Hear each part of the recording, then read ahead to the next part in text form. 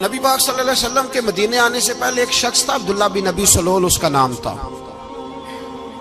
تو مدینے والے لوگ اس کو اپنا پیشوا مانتے تھے، اوس بھی خزرج بھی، اس کی تاج پوشی بھی کی، بڑی اس کی منتا تھی۔ جب حضور آ گئے تو اس کا کاروبار بند ہو گیا۔ اب لوگ یہ نہیں سمجھتے کہ میں غلط ہوں، لوگ کسی کے مفادات کو ٹھیس پہنچتی ہے تو مخالفت کرنے لگ جاتا ہے۔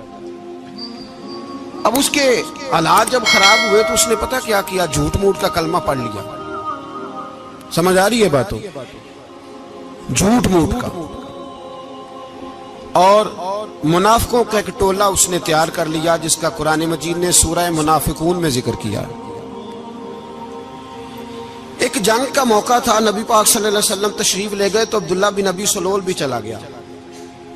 حضرت عمر فاروق رضی اللہ تعالیٰ عنہ کے ایک غلام تھے، وہ پانی لینے کنویں پہ گئے۔ ادھر سے انصار میں سے، چونکہ حضرت عمر کے غلام مہاجر تھے، انصار میں سے ایک شخص پانی لینے پہلے سے آیا ہوا تھا۔ پانی بھرنے میں کوئی اختلاف ہو گیا، جھگڑا ہو گیا، مار کٹائی تک نوبت آ گئی۔ حضرت عمر کے غلام نے کچھ چیز مار دی، اس شخص کو زخمی ہو گیا۔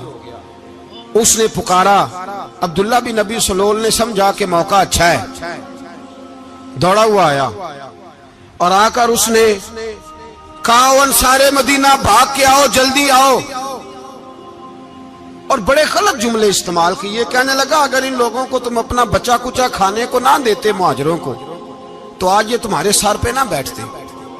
معاذ اللہ، ایسی باتوں پہ کہا کرے، بولے یہ روز مرہ کی گفتگو میں عادت بنائیں، کوئی ایسی بات کرنی ہو تو معاذ اللہ استغفر اللہ کہہ کے کرنی چاہیے۔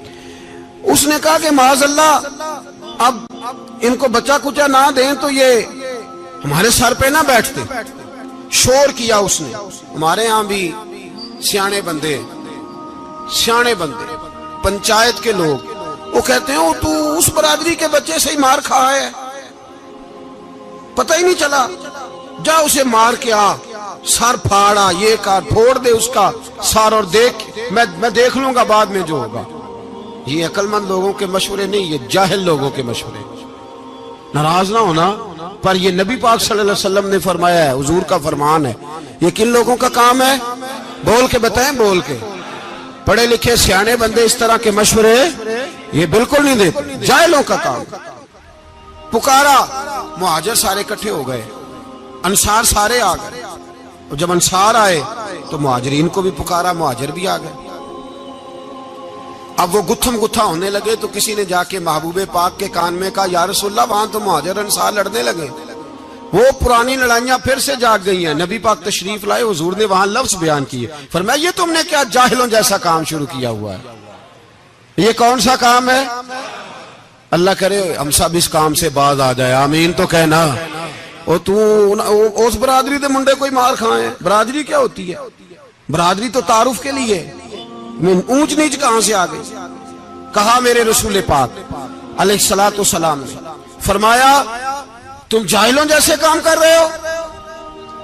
صلح کرائی، بات رفع دفع کرائی، لوگ چلے گئے، معاملہ ٹھنڈا ہو گیا۔ لیکن عبداللہ بن سلول نے کہا کہ میں یہ موقع خالی نہیں جانے دوں گا۔ پھر گیا وہ، اور جا کے انصار مدینہ سے کہنے لگا، ایک دفعہ جا لینے دو مدینے، تم نے میری بات نہیں نہ سنی، جو وہاں بڑے سردار بیٹھے ہیں ان سے بات کروں گا، اور معاذ اللہ ثم معاذ اللہ ہم ان بے عزت لوگوں کو مدینے سے نکال دیں گے، وہاں صرف عزت والے رہیں گے۔ یہ غلط جملے اس نے ادا کیے جس کو قرآن پاک نے سورہ منافقون میں بیان فرمایا ہے۔ اس نے یہ بات کی۔ ایک صحابی تھے حضرت زید رضی اللہ تعالیٰ عنہ، وہ سن رہے تھے، آ کے عرض کی، یا رسول اللہ صلی اللہ علیہ وسلم، عبداللہ بن ابی سلول تو اس طرح کہہ رہا ہے کہ مدینے جا کے عزت والے دوسروں کو نکال دیں گے، اور تم اگر اپنا بچہ انہیں نہ دیتے تو معاذ اللہ آج یہ ایسا نہ کرتے۔ حضرت عمر نے بھی سن لیا، حضرت عمر نے بات سن لی، تلوار نکالی اور دوڑے۔ حضور نے بازو پکڑا، فرمایا کدھر جا رہے ہو؟ کہا یا رسول اللہ، اگر آج سزا نہ دی تو کل اور بات بھی کرے گا، اور اگر آج ایک قتل ہو گیا تو باقی سیانے بن جائیں گے۔ یا رسول اللہ مجھے چھوڑے، میں ماروں گا۔ حضور نے فرمایا عمر چپ کر، وہ جھوٹ موٹ کا کلمہ پڑھتا ہے، لوگ کہیں گے کہ محمد ابن عبداللہ نے اپنے ساتھی مارنے شروع کر دیے۔ چپ کر، حوصلہ کر، صبر کر، دلیری کر۔ حضرت عمر کہتے ہیں میری حضور کے کہنے پر میں ٹھہر تو گیا، پر وہ میرے اندر جو آگ لگی ہوئی تھی ٹھنڈی نہیں ہو رہی۔ کہتے ہیں میں چپ تو کر گیا۔ نبی پاک علیہ السلام نے پوچھا عبداللہ بن ابی سلول سے تو نے یہ کہا ہے؟ کہنے لگا حاشا وکلا میں نے بات ہی نہیں کی نا۔ اب لوگ کہنے لگے کہ زید تو نوجوان ہے تو یہ بوڑھا آدمی ہے، چلو صحیح کہتا ہوگا۔ حضور بھی خاموش ہو گئے۔ اللہ پاک نے قرآن مجید نازل فرما دیا، فرمایا اللہ نے سن لی ان کی بات جنہوں نے یہ کہا ہے، اور پھر لفظ بڑے حسین ہے، فرمایا یہ کہتے ہم عزت والے ہیں؟ نہیں، وللہ العزت ولرسولہ وللمؤمنین، فرمایا عزت تو اللہ کے پاس ہے، اللہ کے رسول کے پاس ہے، اور عزت تو مومنوں کے پاس ہے، مومنین کے پاس عزت ہے۔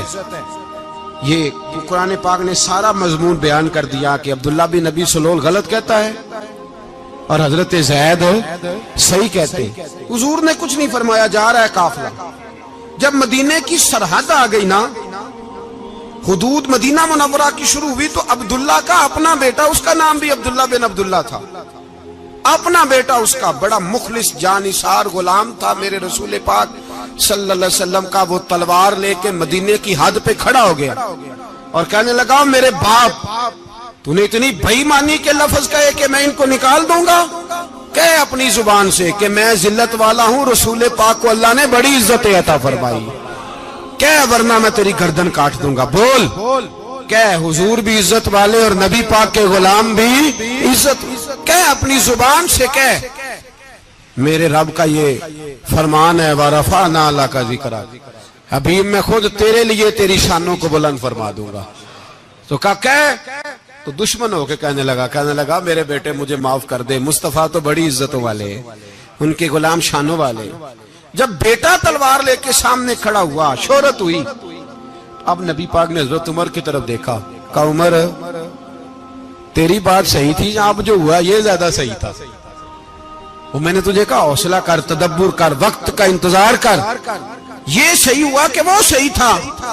تو حضرت عمر فاروق کہنے لگے یا رسول اللہ میں گواہی دیتا ہوں آپ واقعی اللہ کے سچے رسول ہیں صلی اللہ علیہ۔ اتنی اچھی رائے، وقت فیصلہ کرتا ہے، تدبر سے چلے، دانائی سے چلے، علم پیدا کریں، بردباری۔ ہمیں کئی دفعہ سجدہ صاف کرنا پڑتا ہے، ہم جو کہتے ہیں بات اس کے الٹ نکل آتی ہے۔ ہم کسی شخص کے بارے میں کچھ تبصرہ کر بیٹھتے ہیں، کچھ عرصے کے بعد ہمیں پتہ چلتا ہے کہ وہ تو ایسا تھا ہی نہیں، ہم نے غلط بات کر۔ ہم بغیر تحقیق کے، بغیر تفتیش کے، حوصلہ نہ ہونے کی وجہ سے، صبر نہ ہونے کی وجہ سے ہم بہت سارے کام کر گزرتے ہیں، پھر ہمیں نقصان ہوتا ہے۔ اپنی زندگی میں حلم نہ چھوڑیں، حوصلہ نہ، لڑائیاں ہوتی ہیں نا گھروں میں، اس کی وجہ خامد ہوتا ہے، بیوی نہیں ہوتی۔ یہ بات گھر جا کے بتانا کہ آج انہوں نے کہا ہے۔ لڑائی کی وجہ کون ہوتا ہے؟ نہ بولو تسی، پر میں تے آنکھ ہی چھڑیا ہے، وہ تو ریکارڈ ہو گیا ہے۔ لڑائی کی وجہ کون ہے؟ جڑے باتیں لڑتے ہیں وہ کوندے ہی نہیں پے۔ وجہ کون بنتا ہے جی؟ کیوں بلا؟ اس لیے کہ نبی پاک صلی اللہ علیہ وسلم نے فرمایا عورت کی عقل آدھی ہے تو تیری تو پوری ہے نا، جس کا مطلب ہے لڑائی اگر بچ سکتی تھی تو مرد کی وجہ سے بچ سکتی تھی، گھر میں امن ہو سکتا تھا۔ کہتے ہیں جی بڑی بیوقوف ہے میری سنتی نہیں، تو میں نے کہا جو اس سے بحث کر رہا ہے وہ سیانا ہے؟ بولیں، جو بحث کر رہا ہے وہ عقل مند ہے؟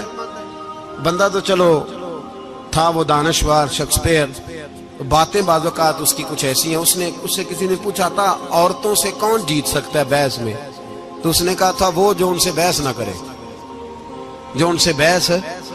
تو بھائی تو وجہ اس لیے کہ حوصلہ تو نہیں کرنا تھا۔ نبی پاک علیہ السلام نے فرمایا بی بی ٹیڑھی لکڑی ہے، سیدھی کرنے کی کوشش کرو گے تو ٹوٹ جائے گی، سیدھی تو پھر کتنا بیوقوف ہے جو پتھر سے سر رگڑ رہا ہے، کتنا نادان ہے جو یہ حرکت کر رہا ہے، دریا میں چھلانگ لگا کے کہتا ہے ڈوبوں گا نہیں۔ تو بھائی حوصلہ پیدا کرے، علم پیدا کرے، بہت ساری ایسی باتیں کرے کہ جس میں اشتعال آئے گا، فٹافٹ 3 لفظ طلاق کے دے دیے، اب بھاگا گیا مفتی صاحب کے پاس، اوہو 4 بچوں کا کیا بنے گا؟ اور یہ بات پکی ہے کہ بچوں کو صرف ان کی ماں ہی پال سکتی ہے، ان کی ماں۔ اور بات مجھے نہیں بھولتی، ایک شخص نے بیوی کو طلاق دے کے دوسری شادی کی. اس کا بیٹا تھا 10 سال کا. تو اس نے اپنے بیٹے سے کہا کہ بیٹے بتا پرانی اماں صحیح تھی یا یہ صحیح ہے؟ اس نے کہا نہیں ابا وہ تو جھوٹ بڑے بولتی تھی، یہ صحیح ہے. وہ جھوٹی تھی، وہ جھوٹ بڑے بولتی تھی میری سگی اماں، یہ سچ بولتی ہے. اس نے کہا وہ کیسے؟ کہنے لگا اس لیے کہ میں کوئی شرارت کرتا تھا تو میری سگی اماں مجھے تھپڑ مارتی تھی اور کہتی تھی تجھے روٹی نہیں دے رہی، جا دوڑ جا گھر سے. تو میں دوڑ جاتا تھا تو جھوٹ بولتی تھی نہیں دینی، پھر آدھے گھنٹے کے بعد مجھے ڈھونڈنے لگ جاتی تھی، ڈھونڈ کے لاتی تھی، پھر میری منت کرتی تھی، پھر مجھے کہتی تھی نہ مجھے ستایا کر، پھر میرا ماتھا چومتی تھی، پھر میری مرضی کا کھانا بنا کے دیتی تھی، پھر میرے منہ میں لقمے ڈالتی تھی. جھوٹی تھی، پہلے کہتی ہے نہیں دینی پھر پیچھے بھاگتی ہے. یہ سچی ہے، میں شرارت کرتا ہوں تو تھپڑ مار کے نکالتی ہے، پھر میں منتیں کرتا ہوں پر روٹی نہیں دیتی، پیر پکڑتا ہوں نہیں دیتی. سچ بولتی ہے، اپنی بات پہ ڈٹ جاتی.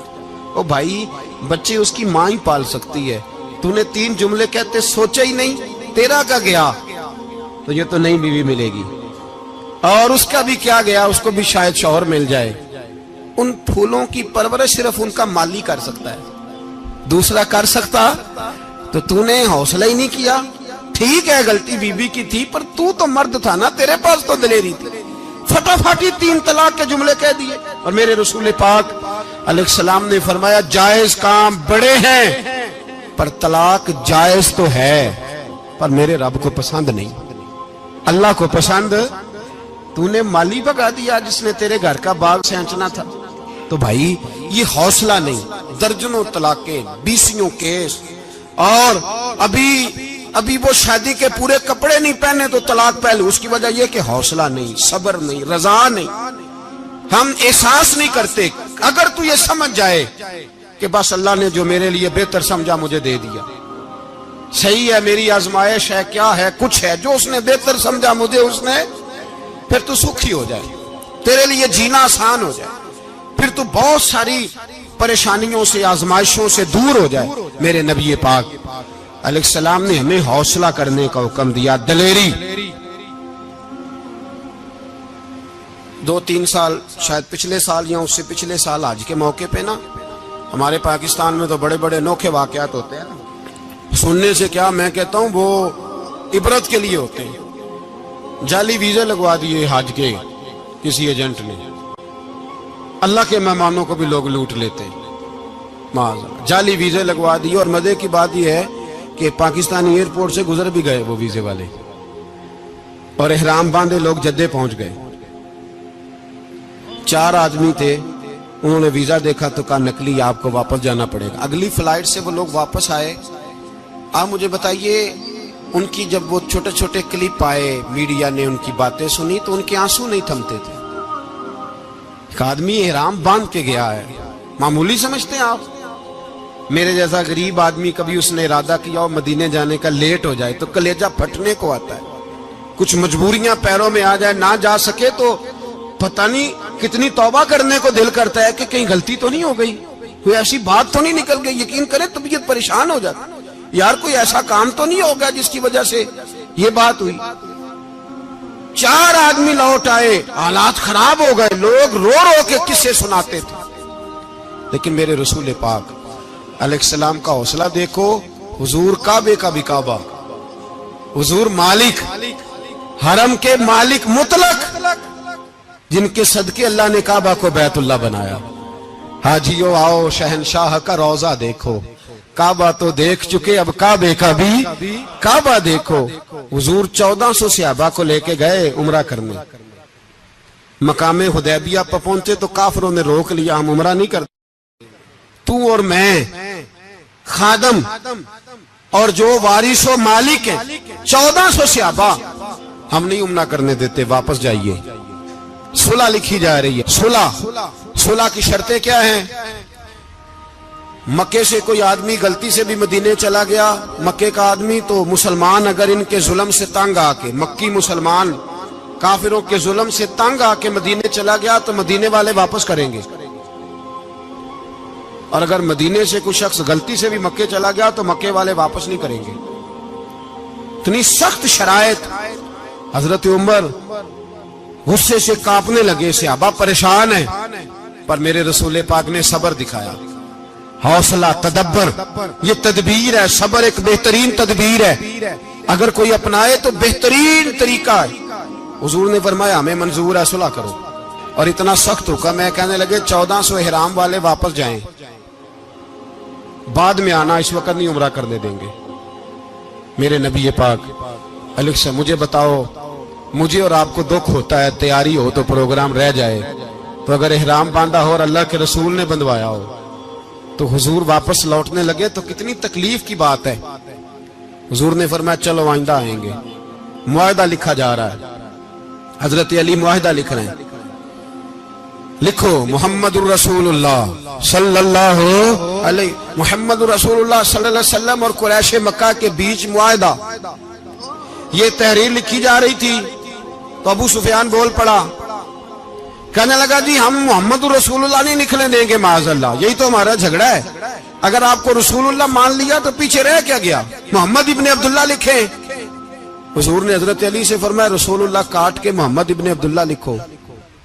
حضرت علی لکھ رہے تھے, محمد رسول اللہ لکھا تھا, فرمایا رسول اللہ کاٹ کے محمد ابن عبداللہ لکھو. تو حضرت علی کہنے لگے حضور مجھے یہ لفظ کاٹنا نہیں آتا, حضور مجھے یہ لفظ کاٹنا. کسی صحابی نے اعتراض نہیں کیا کہ لکھنا آتا تھا, کہا مجھے کاٹنا. حضور نے دوبارہ کہا علی کاٹ دو. کہا یا رسول اللہ مجھے یہ لفظ کاٹنا نہیں آتا. میرے حبیب نے تیسری دفعہ کہا علی کاٹو. تو شیر خدا نے قلم چھوڑا, ہاتھ باندھے اور کھڑے ہو کہنے لگے محبوبہ مجھے تیرے قصیدے لکھنے آتے ہیں, کاٹنے کوئی نہیں آتے. میں مجبور ہوں, مجھ سے نہیں ہوتا.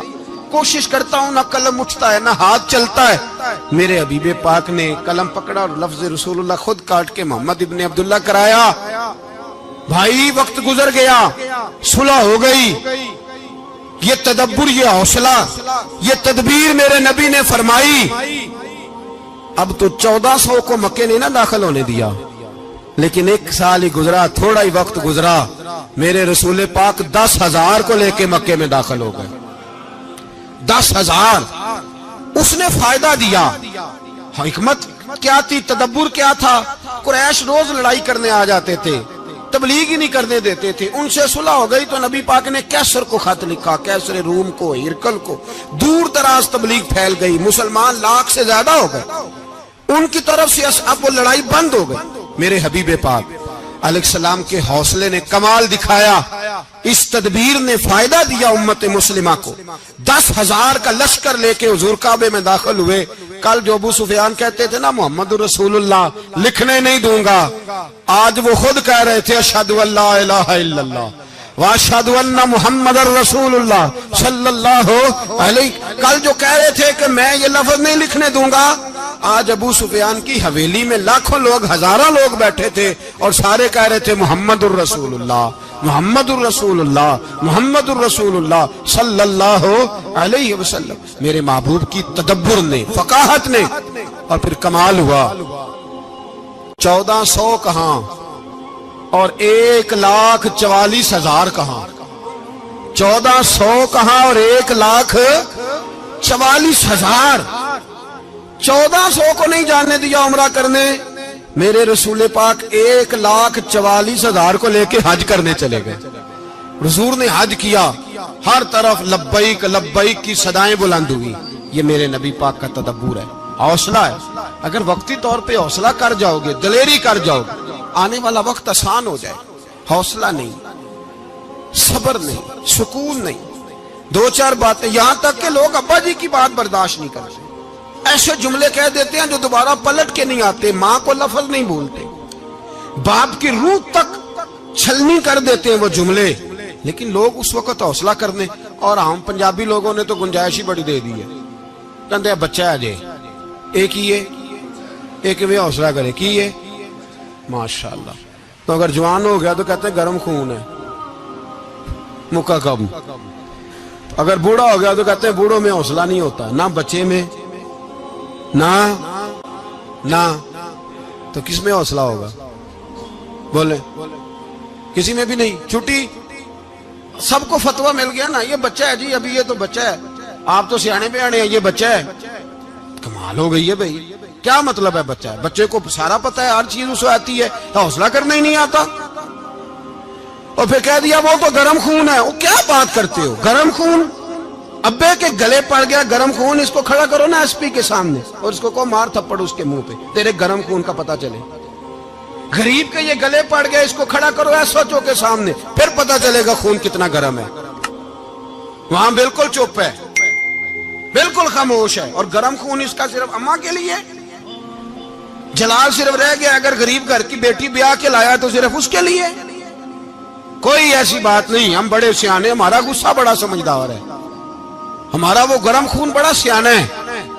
وہ جہاں دیکھتا ہے کہ معاملہ ہلکا ہے تو وہاں وہ گرم خون جلال میں, اور جہاں دیکھتا ہے کہ سامنے والا تگڑا ہے تو وہاں وہ گرم خون فوراً ٹھنڈا ہو جاتا ہے. حوصلہ پیدا کرے. زندگی حوصلے مند لوگ جیتے ہیں, جو حوصلے مند نہیں ہوتے وہ تو زندگی کا ایک سال لطف سے نہیں جی پاتے. حوصلہ کریں, مسکرائیں. میرے نبی پاک صلی اللہ تعالی علیہ وسلم نے نا عثمان بن طلحہ, کعبے کی چابی ان کے پاس ہوتی تھی, تو حضور نے ایک دن فرمایا عثمان, اچھا یہ نہیں تھا کہ عثمان خاص لوگوں کو چابی کعبہ کھول کے دکھاتے تھے, بلکہ ان کو قریش کی جانب سے یہ حکم تھا کہ جو بھی تجھے کہے تو نے کعبے کا دروازہ کھول دینا. نبی پاک علیہ الصلوۃ والسلام نے نا ہجرت سے 2-4 دن پہلے کہا کہ عثمان ذرا چابی دو, میں نے کعبہ اندر سے دیکھنا ہے. بڑے ٹھنڈے دل سے ذرا سننا, ادھر دیکھو میری طرف, ادھر دیکھیے گا ذرا میرے بھائی. میں نے ایک بندے سے کہا یار پانی کی بوتل دینا دکاندار سے, ایک ہے اس نے کہہ دیا نہیں میرے پاس. اس بات کا کوئی غصہ بولیے, اور اگر وہ کہے سارے زمانے کو ملے گی آپ کو نہیں دینی, پھر بولے میرا خیال ہے چپ کر کے ہنس کے آ جائیں گے, سوال ہی نہیں پیدا ہوتا. ہم کہیں گے مجھے نہیں نہ دینی, تو نے تو دکان اٹھا یہاں سے, بند کاری سے. کیا مطلب ہے سب کو دینی ہے تجھے نہیں دینی, کیا معنی ہے اس کا؟ لے کے جاؤں گا, جھگڑا ہوگا, بحث کریں گے. عثمان بن طلحہ سے حضور نے فرمایا دروازہ کھولو, کعبہ دیکھنا ہے. عثمان کہنے لگا میں ساری دنیا کو دکھاؤں گا, آپ کو نہیں دکھاؤں گا. کتنی سخت بات ہے, پر قربان جائیں رسول اللہ کے حوصلے پہ صلی اللہ علیہ. عثمان کہتے ہیں میں نے یہ بات کی تو نبی پاک مسکرانے لگے, اور میں اچھا نہیں دینی. تو حضور نے نا مسکرا کے اور میری کمر پہ تھپکی دی, فرمایا اچھا یاد رکھنا یہ چابی میں تجھ سے لے لوں گا, اور جس کو میرا دل کرے گا میں اس کو دوں گا. عثمان کہتے ہیں روز رات کو نبی پاک کے یہ جملے میرے کانوں میں گونجا کرتے تھے, گونجتے تھے کہ حضور نے فرمایا. کہتے ہیں جس دن پتا چلا نا نبی پاک 10,000 کا لشکر لے کے آ رہے ہیں, تو ابو سفیان میٹنگیں کر رہے تھے, مکے کے سارے سردار تیاری کر رہے تھے, اور میرے کانوں میں ایک ہی لفظ تھا کہ حضور نے فرمایا میں چابی لے لوں گا, پھر جس کو میں چاہوں گا اسے دوں گا. عثمان کہتے ہیں حد ہو گئی, وقت گزر گیا, حضور آ گئے, طواف فرمایا, اور طواف کے بعد میرے نبی پاک علیہ السلام نے فرمایا بلاؤ نا ذرا عثمان کو. عثمان کہتے ہیں میں چابی لے کے آیا تو دوسرا جملہ کوئی نہیں. ساڑھے نا کوئی بندہ مشورہ دے وے دی نہ منیے, تے جے کام مونجو ہو جے نا, جن جو نے مشورہ دیتا سی تے وہ نال ہی غوث پاک بن جاندا ہے. تینوں آکھیا سی نا, فوراً ہی داتا علی اجویری ہو جاندا ہے. وہ کہندا تینوں پتہ نہیں میں کڈا ولی اللہ, تینوں میں آکھیا سی نا انج نہ کر, اور بندہ پریشان ہوتا ہے, کام الٹ ہو گیا, اور لاگوں آکھی جاندا ویکھو جی میں تے تانوں پہلو ہی آکھیا سی. جی عجیب بات ہے, شیخ چلی کی طرح پیچھے پڑ جائے گا, میں نے تو پہلے ہی کہا تھا. او بس کر یار, اب تو خواجہ معین الدین اجمیری ہو گیا, بس کرو. مشورہ ہی ہوتا ہے, کسی کا مل جاتا ہے اور کسی کا نہیں لیا جاتا. فوری طور پہ بندہ اٹھ کے نا تو ولایت کی 4تھی سیڑھی پہ چڑھ جائے گا, کہے گا میں تو اب دالے وقت ہوں, میں کتب دورہ ہوں, میں نے تجھے کہا نہیں تھا. اب بس کر یار, کئی دفعہ مشورے صحیح ہوتے ہیں, کئی دفعہ صحیح. بولیے نبی پاک صلی اللہ علیہ وسلم کی احد کے دن خواہش یہ تھی کہ اندر رہ کے لڑنا ہے. جوان صحابہ نے کہا باہر جا کے لڑائی کرنی ہے, حضور نے باہر جا کے جنگ کی. بظاہر مسلمانوں کو شکست ہوئی, حضور نے ایک دفعہ نہیں کہا کہ میں نے تمہیں کہا نہیں تھا اندر رہنا ہے, بس ہو گیا جو ہو گیا. اب اس میں فٹافٹ اگلے کو حوصلہ دو، کوئی عرض نہیں یار. نبی پاک سب بولیے صلی اللہ علیہ وسلم، میرے حبیب پاک علیہ الصلوۃ والسلام نے نا کہا عثمان کو بلاؤ. عثمان آئے تو عثمان کہتے میں نے چابی دی تو میں تیار تھا، میں تیار تھا کہ اب میری بات ہوگی اور رسوائی ہوگی. لیکن کہتے ہیں قربان جائیں مصطفیٰ نے تو یہ جملہ بھی نہیں کہا کہ میں نے تجھے کہا نہیں تھا، یہ بھی نہیں کہا. حضور نے چابی لی، کعبے کے بت صاف کیے، نماز پڑھی، واپس آئے. فرمایا عثمان میرا وعدہ تھا تیرے ساتھ کہ جس کو میں چاہوں گا چابی دوں گا، یہ لو چابی میں تجھے ہی دینا چاہتا ہوں، لے لو رکھ لو. عثمان کہتے ہیں وہ چابی نہیں میرے طرف آ رہی تھی، میری طرف ایمان آ رہا تھا. وہ چابی نہیں آ رہی، ایمان آ رہا تھا میری جانب. کہتے ہیں میرے ہاتھوں میں چابی آئی اور میری زبان پہ کلمہ توحید جاری ہو گئی. بھائی تدبر، حوصلہ، صبر، رضا، ہمیں تو ٹائم بھی نہیں گزارنا تھا. گھر کا ماحول، گھر کے اندر رہ کے لوگ دکھی ہیں، اس لیے کہ ہماری طبیعتوں میں حوصلہ نہیں، ایک منٹ کے لیے نہیں، ایک سیکنڈ کے لیے بھی ہم یہ برداشت نہیں کرتے کہ چلو تھوڑا انتظار کریں، وقت کو دیکھیں، موقع کو دیکھیں. میرے نبی پاک علیہ الصلوۃ والسلام پہ اتنی مصیبتیں آئیں کہ پہاڑ پہ آتی تو وہ ریزہ ریزہ ہو جاتے ہیں، لیکن کسی مقام پر بھی حضور علیہ الصلوۃ والسلام شکوہ کرتے نظر نہیں آتے.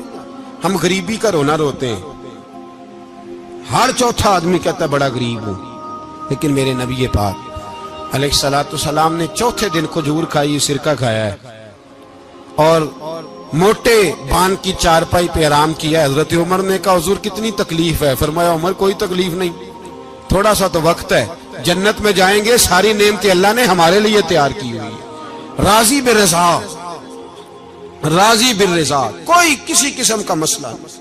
ہمیں آزمائشیں آتی ہیں، تکلیفیں آتی ہیں، بیماریاں آتی ہیں، لوگ چھوٹی چھوٹی بات پر پریشان ہو جاتے ہیں، ذرا ذرا سی بات پر شکوہ کرتے ہیں.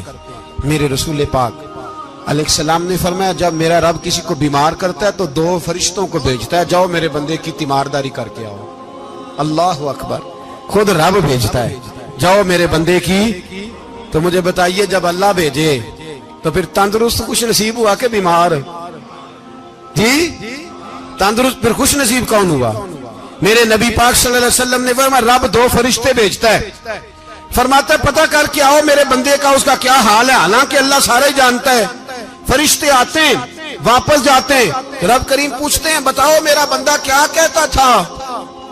اللہ تجھے سارا ہی پتہ ہے، پر ہم سے پوچھتے تو بتا دیتے ہیں. وہ یہ کہتا تھا کہ میں اپنی رب کی رضا پہ بڑا ہی راضی ہوں. وہ تیری حمد کر رہا تھا، تیری تعریف کر رہا تھا، تیرا شکر کر رہا تھا، تیرے لیے کلمات حمد بیان کر رہا تھا. تو میرے نبی پاک علیہ السلام فرماتے ہیں، اللہ فرشتوں سے فرماتا ہے سنو پھر اگر میں اپنے بندے کو اس بیماری میں شفا دوں گا تو اس تندرستی سے زیادہ اچھی تندرستی دوں گا جو پہلے اسے عطا کی ہوئی تھی، پہلے سے اچھی صحت دوں گا. اور اگر اسے اس بیماری میں موت دوں گا تو پھر مرتے ہی اس کے لیے میں جنت کا فیصلہ فرما دوں گا. بھائی جب تو راضی بالرضا رہتا ہے، راضی بالرضا، بڑی سادی سی بات ہے بھائی. آپ گھر گئے روٹی مانگی تو اگر کسی نے کہا نا کہ اتنی تھکاوٹ ہے ٹائم پہ آیا کرے اس وقت، تو روٹی تو وہ بھی مل گئی پر اس میں لذت، وہ سکون نہیں، وہ سکون نہیں. میری اماں جی سالن پکا کے رکھ لیتی تھی تو روٹی جب بھی کوئی مانگتا تھا تو تازی بنا کے دیتی تھی، ان کی طبیعت تھی. تو میں اکثر ان سے کہتا کہ اماں جی پکا کے رکھ دیا کرو. کہتے تمہیں خوشی نہیں ہوتی جب تمہاری اماں تازی پکا کے دیتی ہے؟ خوشی ہوتی ہے، طبیعت میں خوشی ہوتی ہے. ان کا مزاج تھا، ذوق تھا، تو ہم سمجھتے تھے یار یہ بڑی سعادت کی بات. تو آپ گھر گئے رات کو تو گھر والوں سے کہا روٹی، تو فوراً اٹھے، فوراً، اور انہوں نے کھانا تازہ بنایا اور ساتھ یہ بھی کہا باہر سے نہ کھایا کرے بندہ بیمار ہو جاتا ہے. کتنی ٹھنڈک پہنچتی ہے آدمی کے دل کو، سکون ملتا. تو بھائی بیماری تو آپ نے کاٹ لی لیکن ساتھ کہو ہو بڑا بیمار ہوں، میں نے تو اتنے گناہ بھی نہیں کیے، ظلم بھی نہیں کیا، کسی کو کچھ بھی. اب بیماری تب بھی کٹ گئی پر بڑی آزمائش، مریض ڈاکٹر کے گلے پڑ رہا، اس کے لواحقین جھگڑے کر رہے، بیماری وہ بھی کٹ گئی. اور ایک بیمار وہ ہے جو چارپائی پہ لیٹا ہے اور کہتا ہے جس طرح میرا اللہ راضی اسی طرح میں بھی راضی. تو بیماری اس کی بھی کٹ گئی. حضرت یونس علی نبینا علیہ الصلوۃ والسلام نے ایک دن حضرت جبریل امین ملنے آئے تو جناب یونس علیہ السلام کہنے لگے اے جبریل اللہ کے نیک بندوں میں جو اللہ کو اس وقت سب سے زیادہ پسند ہے نبیوں کے بعد، توجہ کرنا بات پر، جو سب سے زیادہ اللہ کو پسند ہے نبیوں کے بعد ولیوں میں، اور سب سے زیادہ اللہ جس کو اللہ کی بارگاہ میں عبادت گزار لکھا جاتا ہے، میری اس بندے سے ملاقات کرا۔ تو حضرت جبریل نے جناب یونس علیہ السلام کو ساتھ لیا تو ایک شخص کے پاس پہنچے جو آنکھوں سے اندھا تھا، دونوں ہاتھ اس کے سلامت نہیں تھے اور پورے جسم میں پیپ جاری تھی، ریشہ تھا۔ جب جا کے السلام علیکم کہا نا حضرت یونس نے، اس نے وعلیکم السلام کے بعد پہلا لفظ پتہ کیا کہا؟ اس نے کہا یا اللہ تیرا شکر ہے، یا اللہ تیرا، آپ بھی ادا کریں اللہ کا شکر، یا اللہ تیرا، اللہ تیرا شکر ہے۔ تو حضرت یونس علیہ السلام کہنے لگے تو شروع سے اس طرح کا ہے، نابینا بھی اور ہاتھوں سے معذور بھی اور سارا جسم شروع سے؟ تو بڑے ہی خوبصورت لفظ اس بیمار نے کہے، کہنے لگے نہیں حضور میں بالکل ٹھیک ٹھاک تھا، جب تک میرے رب نے چاہا کہ یہ دنیا کو دیکھے تو تب تک اس نے مجھے آنکھیں دیں، اور جب اس نے چاہا کہ اب اس کا دیکھنا بہتر نہیں تو اس نے واپس لے لی۔ تو یا اللہ تیرا شکر ہے، اللہ تیرا شکر ہے۔ پھر کہا جب تک اس نے چاہا کہ میرے ہاتھ رہے تب تک رہے، جب اس نے چاہا کہ میرے لیے بہتر نہیں تو اس نے لے لیے، تو یا اللہ تیرا شکر ہے۔ جب تک اس نے چاہا کہ میرا جسم صحیح و سلامت رہے تو رہا، اور جب اس نے چاہا کہ میرے لیے بہتر نہیں تو مجھے بیمار کر دیا، تو یا اللہ تیرا شکر ہے۔ تو حضرت یونس علیہ السلام کہنے لگے جبریل واقعہ یہ اللہ کا سب سے زیادہ شکر گزار بندہ ہے، سب سے زیادہ عبادت گزار بندہ ہے، سب سے زیادہ۔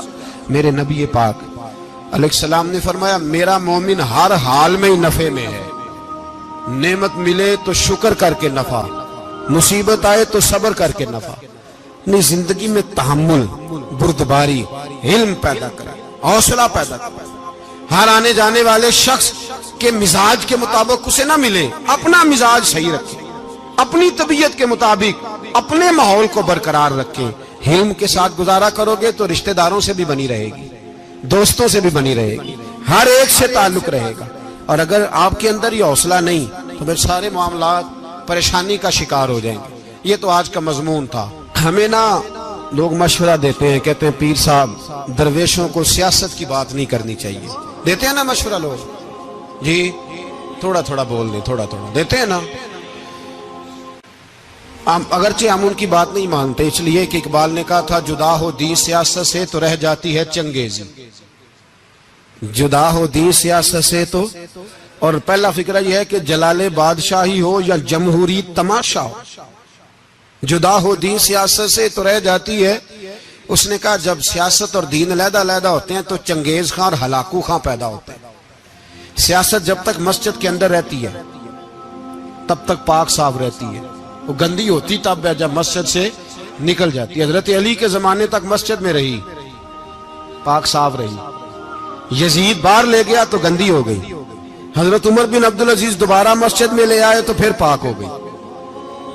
لیکن پھر بھی ایک ساتھی نے مجھے کہا تو اس کی بات میں، سب کی باتیں نہیں مانتا، اس کی بات میری سمجھ میں آئی۔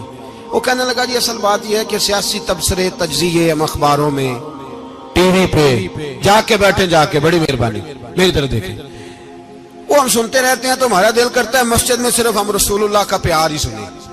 تو میں نے کہا یار تیری بات دل کو لگتی ہے، یہ بات صحیح ہے، چلو یہ نیت اچھی ہے، یہ تیرا نظریہ ٹھیک ہے، مان گئے ہم۔ میں چلا گیا دکاندار کے پاس اور میں نے اس کو جا کے کہا کہ گاڑی کا انجن کھولو، اس طرح کرو، اس طرح۔ اس نے کہا مولانا آپ جا کے نا گھر تو فقہ کی کتاب کھولیں، اس لیے کہ گاڑی کے انجن کے بارے میں آپ کو معلومات، یہاں اگر آپ نے یہ کام کرنا ہے تو اس کو پڑھیں، کسی استاد کے پاس ورک شاپ پہ آئیں، آپ کے ہاتھوں کو، منہ کو، چہرے کو مٹی لگے، دھواں لگے، گریس لگے، پھر آپ کو پتہ چلے گا انجن کیسے کھلتا ہے۔ صحیح کہہ رہا ہوں؟ نہیں صحیح کہہ رہا؟ دھواں گلنا تو یہاں کر چڑی جائے، صحیح کہہ رہا ہوں جی؟ اگر مولوی کو اجازت نہیں سیاست کی بات کرنے کی، اور مولوی کو اجازت نہیں کہ انجن کی بات کرے، تو سیاستدان کو اجازت ہے دین کی بات کرنے کی؟ یہاں تو وہ آئے نا مدرسے میں پڑھے، پورا دین حاصل کرے، پھر وہ بولے تو پھر تو ٹھیک ہو گیا، لیکن جب اسے سورت اخلاص بھی سیدھی نہیں آتی تو فتوے دینے کی اس کو ضرورت ہے کوئی؟ بولے نا یار، کیوں چھیڑتے ہیں سیاست؟ ہم نہ پچھلے جمعے جلوس نکالنا چاہ رہے تھے ختم نبوت کی ترمیم کے حوالے سے، حکومت وقت نے کہا کہ ہم واپس لیتے ہیں، تو میرے بہت سارے دوستوں نے کہا جی نکالنا چاہیے، انہوں نے کیا کیوں؟ میں نے کہا یار لوگوں کو بھی پریشان نہیں کرنا چاہتے، ہماری اپنی سڑکیں ہیں، کسی کو بس ٹھیک ہے، انہوں نے واپس لے لی تو بات ختم ہو گئی، ہم مان گئے، تسلیم کر لیا۔ اتنا ہمارا مطالبہ ہے کہ اس آدمی کو ضرور سزا دو جس نے یہ ترمیم کی ہے، لیکن ہم نہیں کرتے، کوئی نہیں نکلے، نہیں نہ نکلے بولے ہیں۔ تو وزیر قانون صاحب کو کیا مصیبت بنی ہوئی ہے نیا فتویٰ دینے کی؟ کہ ہے کوئی شوق انہیں دینا چاہیے فتویٰ؟ کہتے نہیں مرضیوں میں ہمارے درمیان تھوڑا ہی فرق ہے۔ مجھے یوں لگتا ہے کہ یہ جان بوجھ کر کوئی نہ کوئی ایسی شرارت کرتے ہیں جس سے لوگ اشتعال میں رہیں، جان بوجھ۔ حلم، حوصلہ، صبر ذات کے بارے میں تو ہے، لیکن اگر کوئی رسول پاک کی بے ادبی کرے تو پھر حوصلے کی بات ہے ہی نہیں، پھر تو جہاد کی بات ہے۔ اور میں دیانتداری سے مسجد میں باوضو بیٹھ کر جمعے کے دن مشورہ دیتا ہوں حکومت کو اور وزیر قانون کو مشورہ دیتا ہوں کہ نہ فرعون کی حکومت ساری زندگی رہی، نہ نمرود رہا، نہ جاج بن یوسف رہا، نہ یزید رہا، اور یار درباری بن کے حکمرانوں کی چاپلوسی کرتے کرتے تم یہاں تک آ گئے ہو کہ اب نبی پاک کی عزت کو آنچ ڈالنا شروع کر دیا ہے۔ اور آپ یقین کریں سیاسی جماعتوں کا اتنا برا حال ہے کہ ان کے لیڈر کے بارے میں کوئی بات کرے تو پاگل ہو جاتے ہیں یہ احتجاج کر کر کے، اور اس نے ڈائریکٹ کہہ دیا کہ ختم نبوت کا مسئلہ ہی کوئی نہیں، جو دین کی بنیاد ہے، کسی کو پرواہ نہیں۔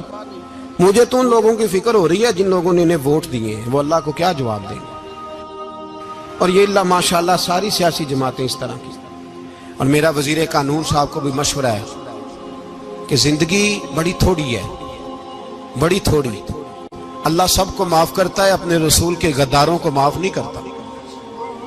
اور یہاں تمہاری گاڑیوں پہ جھنڈے لگے ہوئے ہیں، وہاں بھی تمہارے جھنڈے لگیں گے، پر اس لیے لگیں گے کہ یہ غدار ہیں ناموس رسالت کے، یہ جھنڈے لگیں گے۔ شرم کرو اور ڈر جاؤ، بس کر دو، تمہارے منہ میں اب دانت پورے نہیں رہے۔ کوئی شوگر کا مریض ہے تو کوئی بلڈ پریشر کا، تو کوئی ہارٹ کا، تو کوئی کینسر کا۔ شرم کرو اور اپنی قبر کی بھی تھوڑی سی فکر کرو۔ بتاؤ پاکستان کے کتنے صدر گزرے، وزیر اعظم گزرے، تو ان کی قبریں کہاں ہیں؟ کوئی جاتا ہے ان کی قبروں پہ؟ کسی کو خبر ہے؟ کیوں اپنے لیے جہنم کٹھی کرتے؟ سارا کچھ دنیا داری رہ گئی ہے، سارا کچھ صرف یہی رہ گیا۔ حضرت ابو بکر سردار تھے، حضرت عمر سردار تھے قبیلے، حضرت عثمان سردار تھے، انہوں نے سرداریوں کو ٹھوکر مار کے رسول اللہ کے قدموں میں بیٹھنا پسند کی، سرداریاں چھوڑ کے غلام بن گئے۔ تم سرداریاں بچانے کے لیے رسول اللہ کی غداری کرتے ہو، شرم نہیں آتی؟ اور قوم شکوہ ہے مجھے ان لوگوں سے جو مولوی تو کہہ دیتے ہیں تو سیاست نہ کر، اور کسی سیاستدان کو منع نہیں کرتے کہ جب تجھے سورت فاتحہ بھی نہیں آتی تو تجھے کس نے اجازت دیا اتنی بڑی بات؟ اور میں نے پچھلے سے پچھلے جمعے بھی کہا تھا، پھر کہتا ہوں اور آن دی ریکارڈ کہتا ہوں، مرزائی کل بھی کافر تھے، آج بھی کافر، اور قیامت تک، اور جو ان کے کفر میں شک کرے وہ بھی، اور پکا بے ایمان ہے، کافر ہے، وہ وزیر قانون ہو یا صوبائی ہو یا وفاقی ہو۔ من شک فی کفر ہی فقط کفر، جو مرزائی کے کفر میں شک کرے وہ بھی کافر ہے۔ ہمارے رسول آخری رسول ہے، ہم کسی کو یہ اجازت نہیں دیں گے کہ وہ ختم نبوت میں رکھڑا ڈالنے کی کوشش کرے، ہم کسی کو یہ اجازت ہے۔ اور تم نے قوم کو لوٹا، لوٹتے رہو، اب ایمان پہ ڈاکے تو نہ ڈالو۔ تمہیں دولت لوٹ کے پیٹ نہیں بھرا، اب ایمان لوٹنا شروع کر لیا۔ تمہارا فیکٹریاں لوٹ کر، قومی خزانہ لوٹ کر پیٹ نہیں بھرا، بھائی مانو اب دین بیچ کر اپنی حکومتیں پکی کرو گے۔ اور وہ لوگ بھی تیار ہو جائیں جو ان بے ایمانوں کو منتخب کرتے ہیں، ان سے بھی سوال کرے گا ختم نبوت کا موضوع قیامت کے دن کہ تم بتاؤ۔ ان کو سپورٹ کرتے تھے جو رسول اللہ صلی اللہ علیہ وسلم کے بعد بھی کسی نبی کو نبی ماننا درست جانتے تھے۔ شرم آنی چاہیے، خیال ہونا چاہیے۔ اور میں نے کہا کہ ہمارا دل نہیں چاہتا، آپ یقین کریں، ہمیں شوق ہے جلوس نکالنے کا، تمہارے خلاف باتیں کرنے کا۔ تم نے روز تھرمامیٹر نکالا ہوتا ہے، چیک کرتے ہو کہ ایمان کتنا ہے کتنا نہیں ہے۔ یہ پاکستان اگر صوبہ سندھ ہے تو حضرت عبداللہ شاہ غازی کا ہے، اگر بلوچستان ہے تو حضرت بابا عبد الرحمان کا ہے، اور اگر پشاور ہے تو وہ صوفیاء کا ہے، اور اگر یہ دھرتی پنجاب ہے تو یہ داتا علی اجویری کی ہے، یہ بابا فرید الدین کی ہے۔ اس میں کسی غدار کو قبضہ کرنے کی اجازت بالکل نہیں ملے گی، اور ہم وہ لوگ بھی نہیں جو چپ کر کے اندر سوتے رہیں، قوم جو کرتی ہے کرتی رہے، ہمیں پرواہ نہیں، نہ ایسی کوئی بات نہیں۔ کوئی بندہ نہ سمجھے کہ انہیں ہوش نہیں، انہیں پتہ نہیں، ہمیں سارا کچھ ہی آتا ہے۔ پھر اگر کل کو کوئی ممتاز قادری پیدا ہو گیا تو شکوہ نہ کرنا، کل کو کوئی پھر سے عامر چیمہ نکل آیا تو شکایت نہ کرنا، یاد رکھنا۔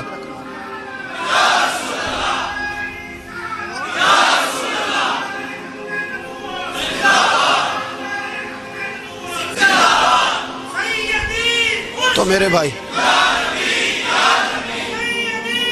کھل کے بولے یا نبی رسول کے صلی اللہ علیہ وسلم۔ تو یہ مشورہ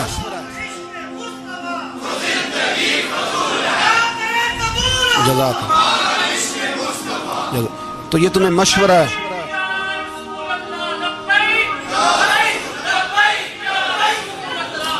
میری بات سنی، یاد رکھیں، یہ لوگ بعد میں پچھتاتے ہیں، پھر مناظرے کراتے پھرتے ہیں، اس نے صحیح کیا کہ غلط کیا، پھر انہیں ہوش آتی ہے بعد میں، پھر ان کے ہواری نکل کے میدانوں میں دلیلیں دیتے ہیں۔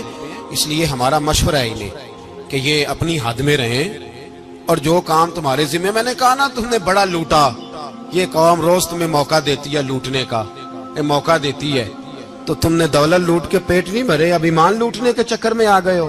یاد رکھو، مسلمان گناہگار ہیں، غدار نہیں ہیں۔ تمہیں دولت لوٹنے کا تو شاید موقع مل گیا ہے، پر ایمان لوٹنے کا موقع نہیں ملے گا، تو اس لیے اس کو لگام دو۔ اور ویسے بھی کتا جو پالتو ہوتا ہے نا، اس کو گھر کے اندر سنگلی سے باندھ کے رکھنا چاہیے۔ یہ تمہارے بوٹ چاٹتے ہیں، بھونکتے ہیں، تمہارے حق میں وزارتیں لیتے ہیں، ہم نے تو کوئی وزارت نہیں لی تم سے، اور نہ ہمیں شوق ہے اس لیے کہ ممبری کیا کرنی ہے جس کو ممبر رسول عطا کر دیا جائے، اس نے کیا کرنی ہے یہ ممبریاں جس کو پکا ممبر رسول دے دیا جائے، تو اس لیے اس سے باہر آؤ۔ میں نے کہا بڑے بڑے نمرود، فرعون، قارون دفن ہے، تمہارا بھی نام تک نہیں ہوگا، بالکل نام نہیں ہوگا۔ اس لیے ہمارا مشورہ، اور آپ لوگ بھی آئے نا یہ اگلے سال، تو ان کو کھڑا کر کے پوچھ لینا، اسلامی جمہوریہ پاکستان کا تم نے MPM میں نے بننا ہے، پہلا کلمہ ہی صحیح سنا دو، چلو خدا کا واسطہ یہی بتا دو کہ تمہیں نماز بھی ڈھب سے آتی ہے کہ نہیں، اور آپ کی موج ہے، آپ بٹھا لیتے ہیں سر پہ، کیا کریں، سمجھانے والے مفت گناہگار ہو گئے اور بہکانے والے سب تمہارے یار ہو گئے۔